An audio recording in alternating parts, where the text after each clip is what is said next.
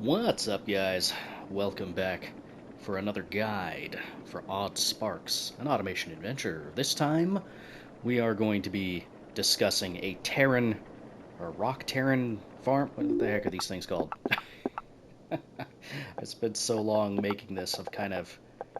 Yeah, it's a rock Teron. Okay, so these guys, you need them for the rock Teron shells, which, yeah, you need that for the furnace and probably some other things. Whatever, doesn't matter. Anyway, I set up a farm that revolves around boomy sparks that are thrown for a specific amount of time to not be super overkill.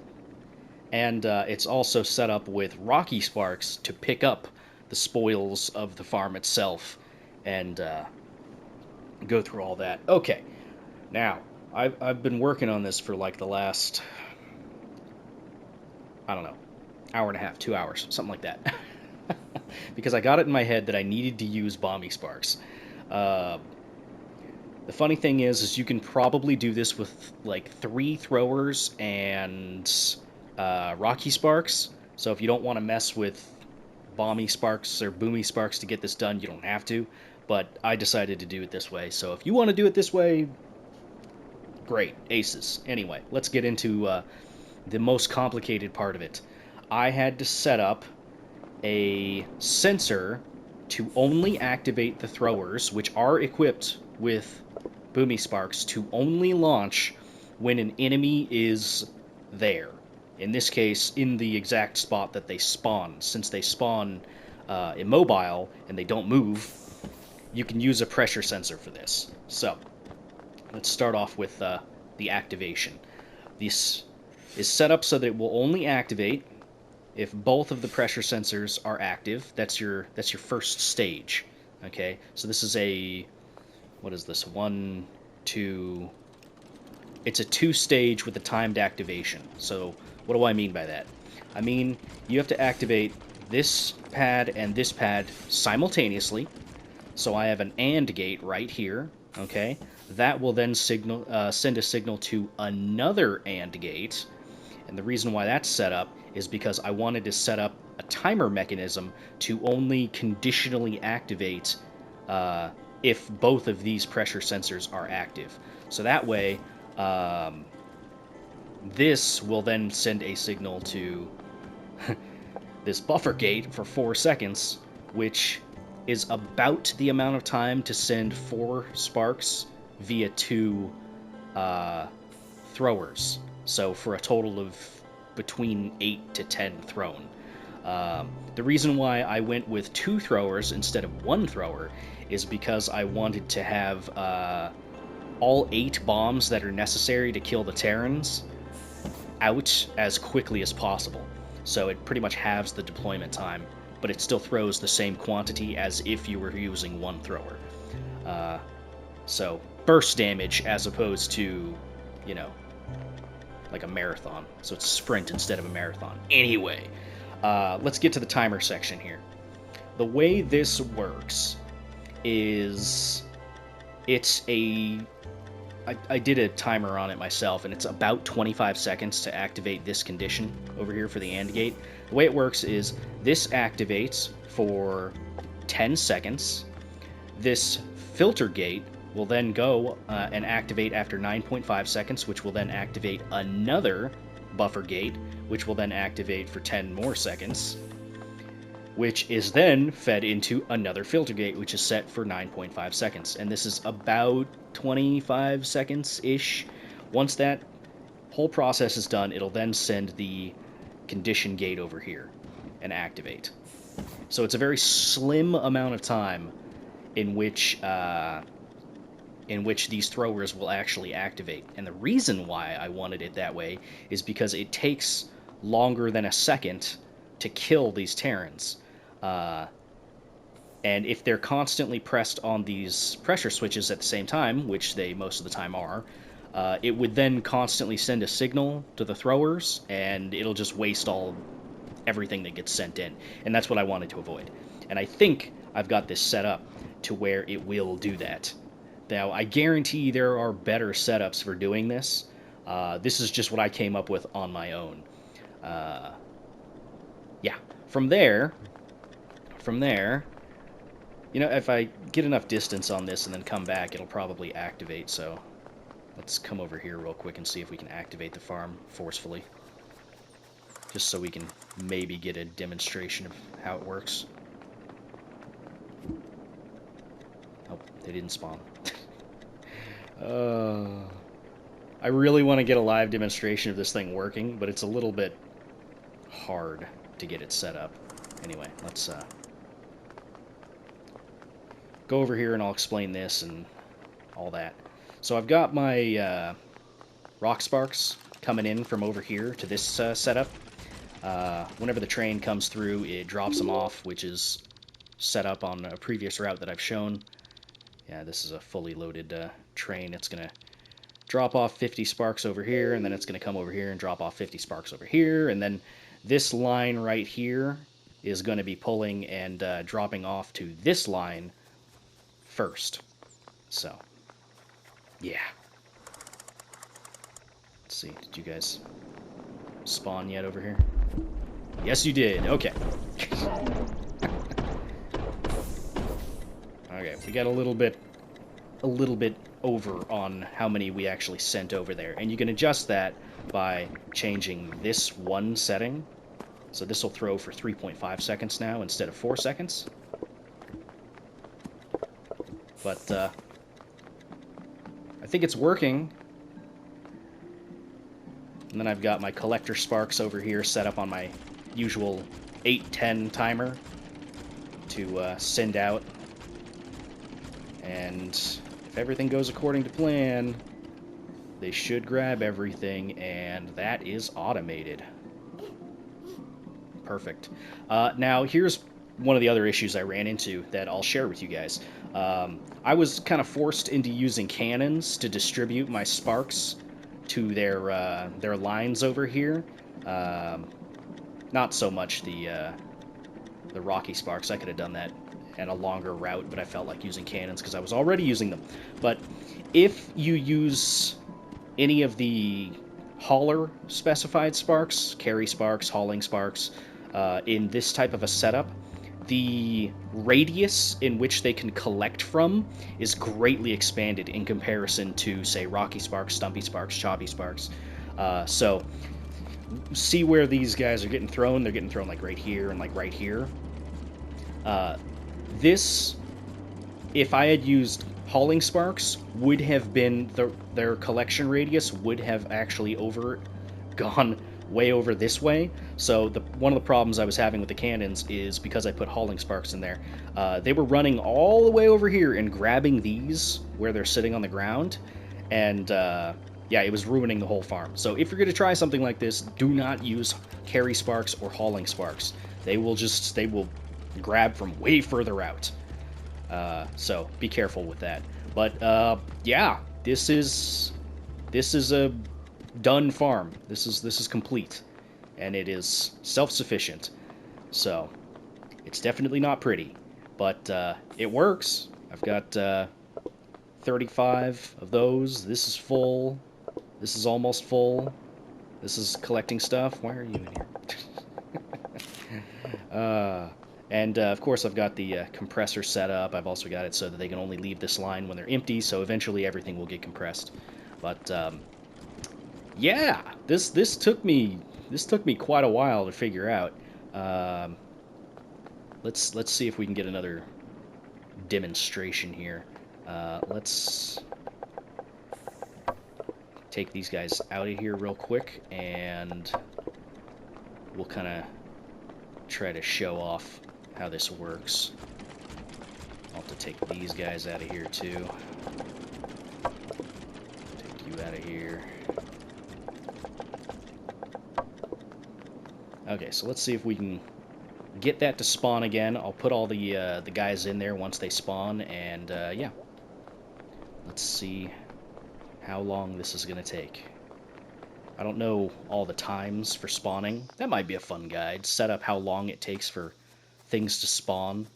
I know that they won't spawn in your direct proximity, and there are settings that you can change Like in my world settings, I've got it set to fast for spawning. Where is it? There it is. I've got this set to fast for spawning. I don't know how fast is, but yeah. Let's see. It's pretty quick though. A couple minutes, I think. Let's see. You guys over there? No, not yet. Tell you what, let's travel over here and check on back.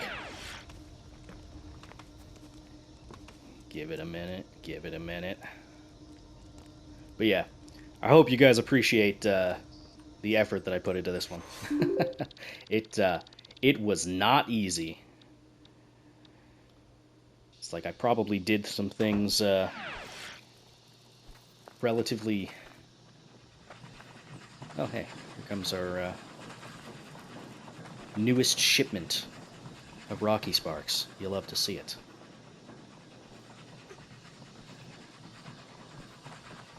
But yeah, this took me quite a bit of time to figure out the logistics on the timers and stuff like that. That, like, secondary conditional timer, so that you don't spam the sparks, that was the hardest part of this. Because, yeah, I went through a couple different processes to try and get it figured out. I was trying to limit the amount of sparks loaded into the line for the boomy sparks. That would have been one way to solve it, but I couldn't figure out how to do that. I messed with the throwing amount for the timings. I ended up using kind of like a little bit of everything that I described. But, you guys there yet? No. Come on. Spawn in already. This makes me feel like there's a different timer for these guys in comparison to like the Bielephants and stags and stuff like that. Bielephants spawn pretty quickly. I've had them spawn while I've been working on a farm. But, yeah. You could definitely do your item collection with Stumpy Sparks and things like that if you wanted to set that up. It just kind of depends on where you're doing your ether farming. Like, I could easily swap them out now because I've got the chunks coming in from the farm itself.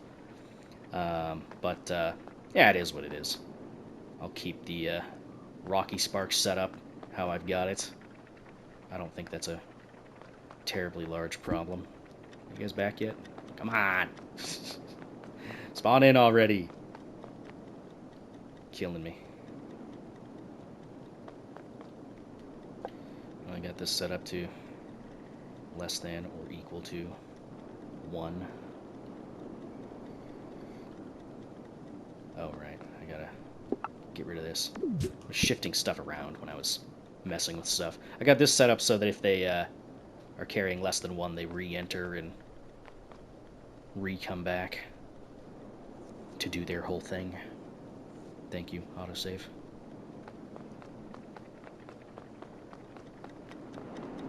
Alright, I don't know if these guys are gonna cooperate and spawn.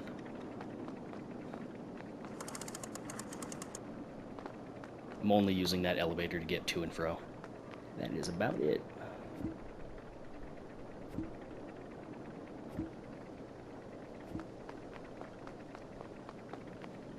Come on, spawn in. I want to show it off again. But this time from the ground up. I could, like, go back to the main menu and come back in. That might do it. Whatever, let's check one more time. If it doesn't work this time, I'll go back to the main menu and bring you guys back in once they've spawned in. Okay, they're not here. Let's go back to the main menu. And we'll get a demonstration of this. So, let's go to the town, actually. Okay, I'll go back to the main menu, and, yeah, whenever I figure out how to get them to spawn again, or whenever they do decide to spawn again, I'll bring you guys back. Okay, they have finally spawned back in. So, here's what we're going to do.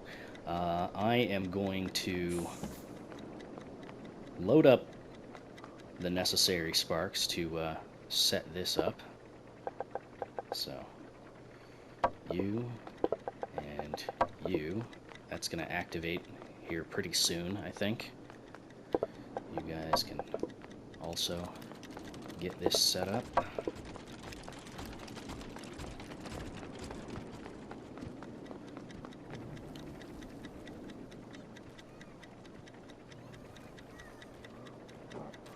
Start bombing. And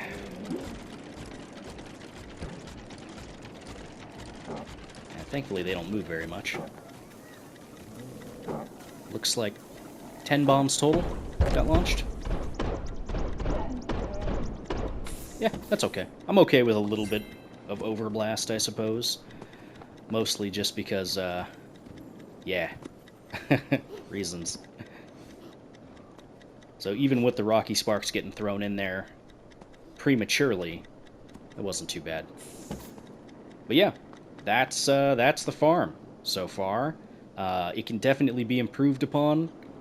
If the main improvement I would like to make is set it so that these are activated upon some condition around when all these get launched and stuff like that. So I'd only want these guys to get sent out if these die, but I have no idea how I would set that up.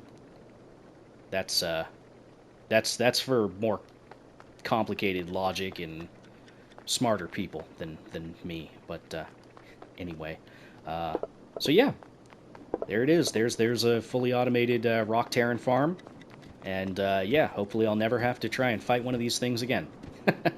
But hopefully this helps you guys out. Maybe offer some inspiration. I could show off the logic one more time for anybody that would be interested. There you go. You can take a screenshot of that if necessary. I don't know how useful this is. But yeah. And then if you want to see what the actual things are, there you go. So, 2 filter gates, 2 buffer gates, 2 AND gates. It's pretty simple when you put it that way. Then 2 pressure plates. Yeah. And this obviously only works if you've got really lucky and you have 2 Terrans that spawn literally right next to each other, which I would imagine most people don't have. But you could easily set that up with, you know, a different type of gate at the start. Like if you only had 1, you could set it up to automatically trigger as opposed to this, so it would link straight into this first or this second AND gate. So pretty much you would just be getting rid of one of the AND gates if you only had one pressure sensor set up. Yeah, I think that's fine. But anyway, that is going to do it for this guide. If you guys liked it, or if you have any other suggestions, feel free to leave it down below. I'm still trying to figure out how I want to do a guide for like the squids and stuff like that, poison enemies. I still have to figure that out. It's going to involve probably a very similar setup to this, but with puffy sparks instead of boomy sparks. I don't know. Are squids resistant to explosions? Because if they're not, then I could just blow them up. That would be kind of funny. No, it's not. I could also use this on a Frowl, too. Interesting. I mean, it's not like I really need to, you know, farm squillikins right now. I'm sure I'll need them for something later, but yeah. Anyway, hopefully you guys liked this. The next enemy farm guide I'm going to do is probably going to be involving a poison enemy. I know exactly which one I'm going to use it on, too, if I can swing it. Over here, where I used to have my setup, where that squid was over here messing with my whole stone production. Yeah, you're going to be the guy I'm going to farm, buddy. Anyway, I will see you all in the next guide/video. You all take care. Bye-bye.